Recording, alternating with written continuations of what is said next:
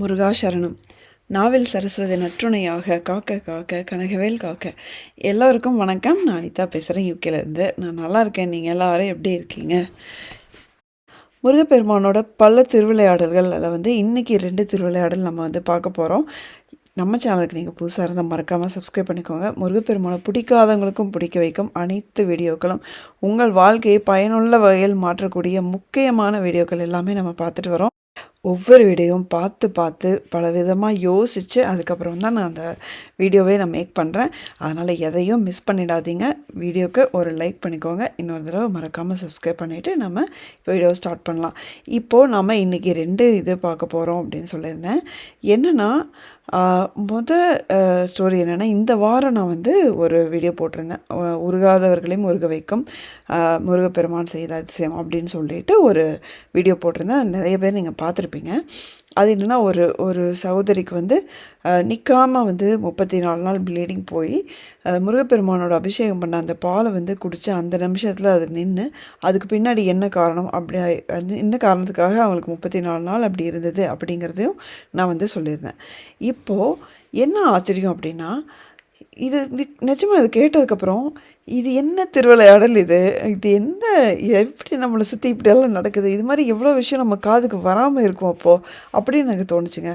என்னென்னா, நம்ம சேனலில் ரெகுலராக வீடியோ பார்த்துட்டு வர சகோதரி, அவங்களுக்கும் கிட்டத்தட்ட இதே மாதிரி ஒரு ப்ராப்ளம் இருந்திருக்கு. அவங்க முந்தா நாள் அந்த வீடியோ அவங்க பார்க்கும்போது அவங்களுக்கு அதே ப்ராப்ளத்தில் இருந்திருக்காங்க. அவங்களுக்கும் ஹெவி ப்ளீடிங் நிற்காமல் இருந்திருக்கு. அந்த வீடியோ பார்த்து முடிச்சுட்டு அந்த சகோதரி முருகப்பெருமான், சாய்பாபா 2 பேரோட பக்தரும் கூட. அப்போது அவர் 2 பேர்கிட்டையும் வேண்டியிருக்காங்க. மெயினாக சாய்பாபா கிட்ட வேண்டியிருக்காங்க, எனக்கும் இந்த மாதிரி அதிசயம் நடந்து என்னோடய ப்ளீடிங் நின்றாதா அப்படின்னு சொல்லிட்டு. நீங்கள் நம்ப மாட்டீங்க சொன்னால், நிஜமாகவே அந்த நிமிஷம் அவங்களுக்கு ப்ளீடிங் நின்றுச்சு.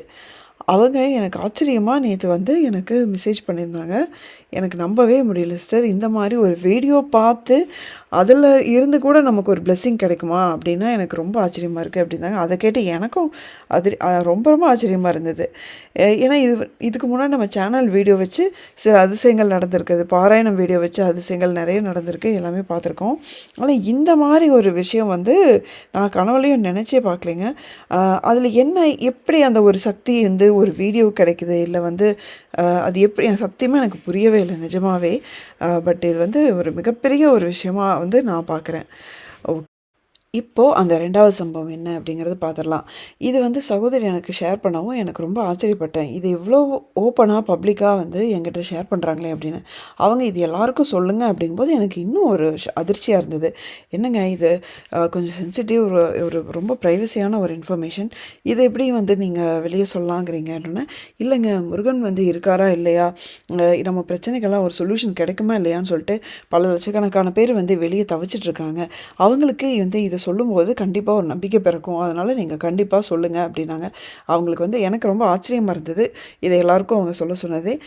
நிஜமாகவே முருகப்பெருமானோட கருணையினால தான் இது நம்ம காதால் இதெல்லாம் கேட்குற மாதிரியும் ஒரு கொடுப்பினை இருக்குது அப்படின்னு நான் நினைக்கிறேன். என்ன அப்படின்னா, சகோதரிக்கு இப்போது சின்ன வயசுலேயே ஒரு மிராக்கிள் நடந்திருக்கு.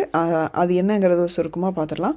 இவங்க சின்ன வயசாக இருக்கும்போதே இவங்க அப்பா இன்னொருத்தங்களுக்கு நம்ம இந்த மாதிரி யாராவது கடன் வாங்கும்போது நம்ம சாட்சி கையெழுத்து மாதிரி போடுவோம் இல்லைங்களா, அந்த மாதிரி சாட்சி கையெழுத்து மாதிரி போட்டு அவங்க எங்கேயோ எஸ்கேப் ஆகி போயிட்டாங்க. அதனால் அத்தனையோட அந்த கடன் ஃபுல்லாக சகோதரியோட அப்பா மேலே வருது.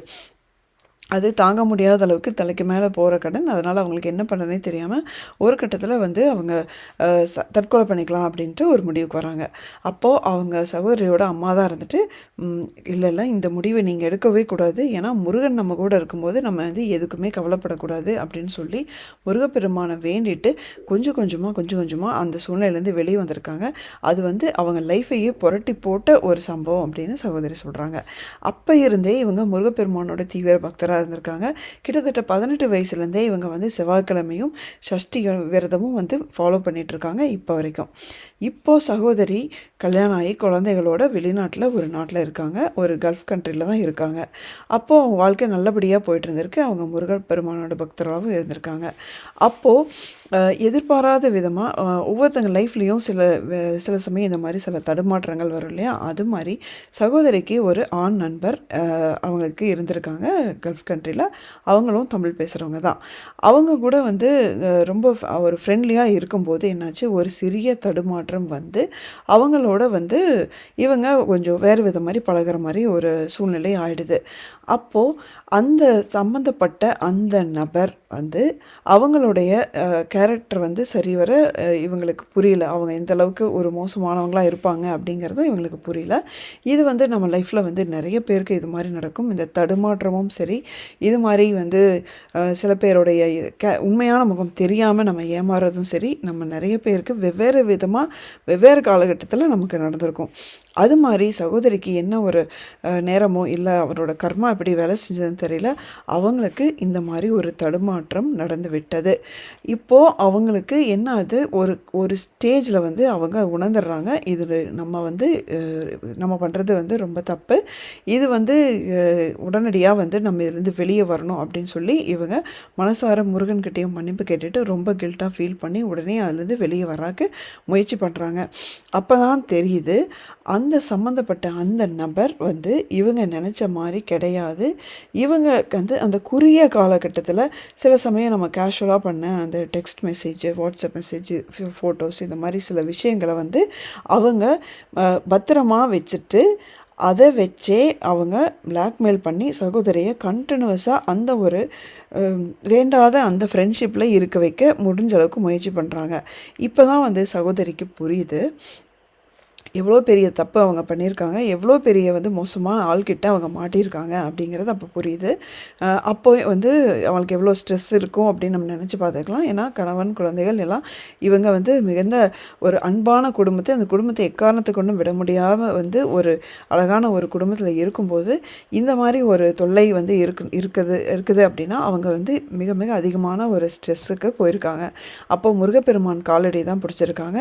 நான் பண்ணினது தப்பு தான், ஆனால் அதுலேருந்து நான் இப்போ வெளியே வரணும் அப்படின்னு நினைக்கிறேன். பட் என்னோடய சூழ்நிலையில் வந்து ரொம்ப மோசமாக இருக்குது, என்னால் இது வெளியே வரவே முடியல, முருகா நீ தான் என்னை காப்பாற்றணும் அப்படின்னு சொல்லி தொடர்ந்து விடாமல் முருகப்பெருமானே வேண்டிகிட்ருக்காங்க. ஒரு பக்கம் அவங்களுக்கான அந்த தொல்லைகளும் அந்த மன அழுத்தமும் அதிகமாயிட்டே இருக்குது. இன்னொரு பக்கம் அவங்க முருகப்பெருமானையே தான் திரும்ப திரும்ப திரும்ப திரும்ப இவங்களுக்கு துரதிர்ஷ்டவசமாக இவங்க ஹஸ்பண்ட் வந்து வேறு ஒரு ஊரில், அதே கண்ட்ரியில் வேறு ஒரு ஊரில் வேலை செய்கிறாங்க, இவங்க ஒரு ஊரில் வேலை செய்கிறாங்க.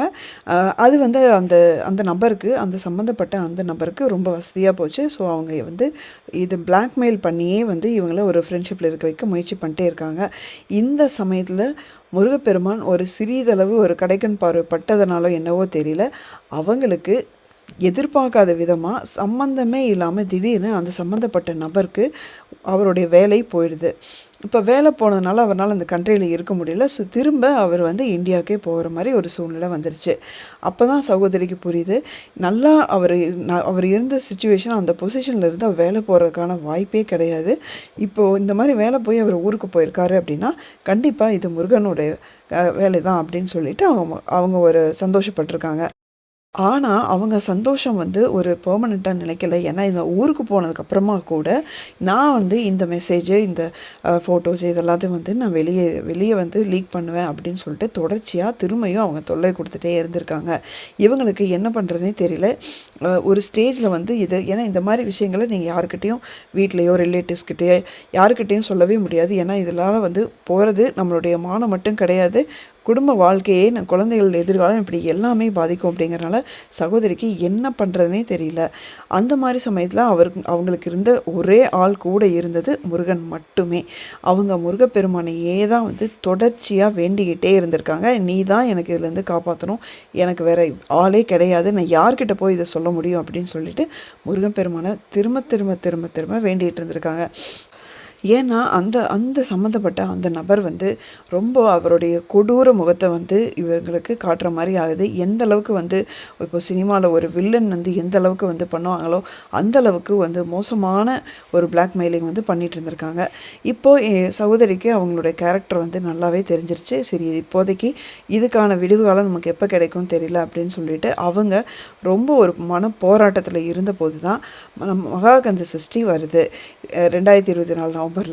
அந்த சமயத்தில் சரியாக சூரசம்ஹாரத்தன்னைக்கு எதிர்பார்க்காத ஒரு விஷயம் நடக்குது. அந்த சம்மந்தப்பட்ட நபர் இப்போது சகோதரிக்கு தெரியாமலே வேறு சில பெரிய பெரிய தப்பான காரியங்களில் ஈடுபட்டு இருந்திருக்காங்க. அதை பற்றி இவங்களுக்கெல்லாம் அவங்களுக்கு தெரிஞ்சவங்களுக்கும் வெளியே தெரியாமல் இருந்திருக்கு. அந்த மாதிரி சமயத்தில் இது ஏதோ ஒரு வழியாக அவங்க தப்பு வெளியே வந்து அது போலீஸ்க்கு வந்து தெரிகிற மாதிரி ஆகி சரியாக கந்தசஷ்டி முடிஞ்சு சூரசம்ஹாரத்து அன்னைக்கு போலீஸ் வந்து அவங்கள அரெஸ்ட் பண்ணிட்டு போயிடுறாங்க.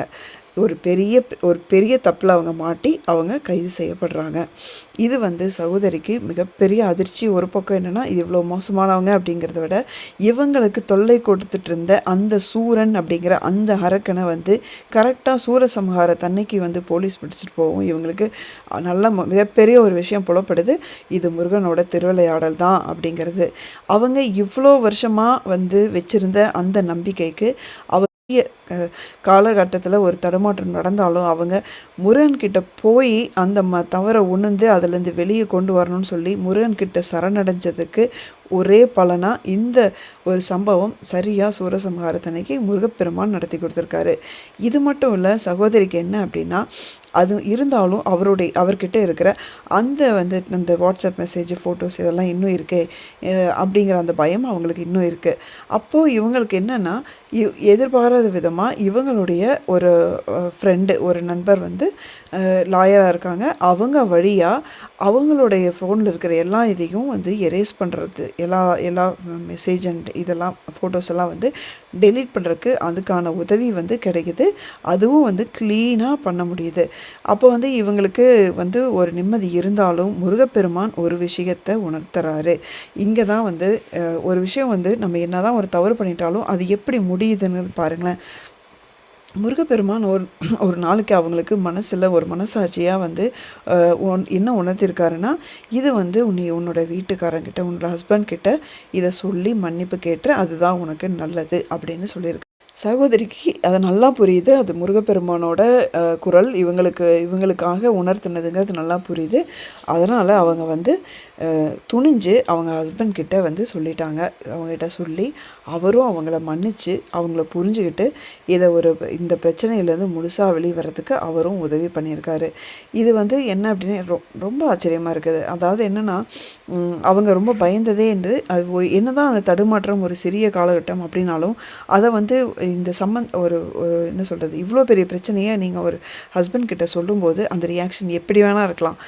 நமக்கே வந்து ஒரு பதவதப்பாக இருக்கும் இது என்ன ஆகுமோ அப்படின்னு சொல்லிட்டு.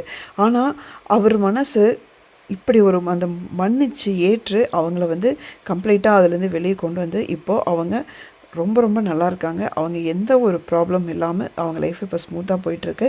அதே மாதிரி சகோதரி வந்து இதுக்கப்புறம் நான் வாழ்க்கை ஃபுல்லாக நான் சாகிற வரைக்கும் நான் செவ்வாய்க்கிழமை விரதம் இருப்பேன் அப்படின்னு சொல்லி ஒரு உறுதி பூண்டு வேண்டியிருக்காங்க.